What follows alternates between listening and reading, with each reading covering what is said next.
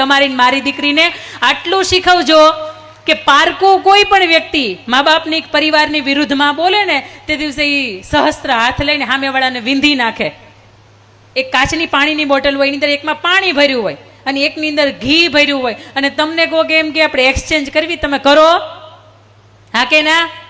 આપણને ખબર છે કે પાણીની બોટલ છે એ 10 રૂપિયાની બોટલ છે, અને જે અંદર ઘી ભર્યું છે એ બોટલ મૂલ્યવાન છે, 200, 500, 1000 રૂપિયાની બોટલ છે.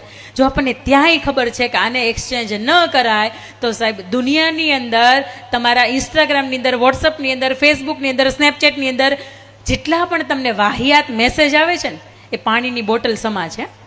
એની પાસે કોઈ હારો પરિવાર નથી, કોઈ હારો કામ ધંધો નથી, કોઈ હારું શિક્ષણ નથી. આવા જ વ્યક્તિઓ 12, 15, 18, 20, 22, 25 વર્ષની દીકરીઓને મેસેજ કરે છે. બાકી હારા ઘરના દીકરા હોય ને તે ડાયરેક્ટ ગમતી દીકરી હોય ને ત્યાં માગું ન ખાવે, કારણ કે એ લાયકાત હોય એની પાસે.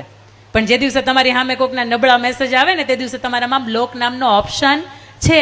ફેસબુકમાં કદાચ 5000 ફ્રેન્ડ અટકી જાય, ત્યાં લિમિટ પૂરી થઈ જાય, પણ બ્લોકની અંદર કોઈ ઓપ્શન આવતા નથી. તમે અનલિમિટેડ ટાઈમ્સ કોઈ પણને બ્લોક કરી શકો.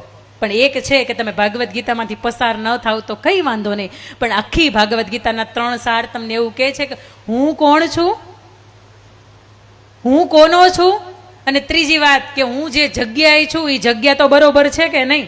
આ 3 વાત ખાસ કરીને અહીંયા બેઠેલી દીકરીઓ છે ને એને યાદ રાખજો, કારણ કે તો જ અમે મા બાપ તરીકે તમારી રિંગટોન સેટ કરી શકીએ કે અમારી ઘરે લક્ષ્મીનો અવતાર, અમારી ઘરે દીકરીનો અવતાર.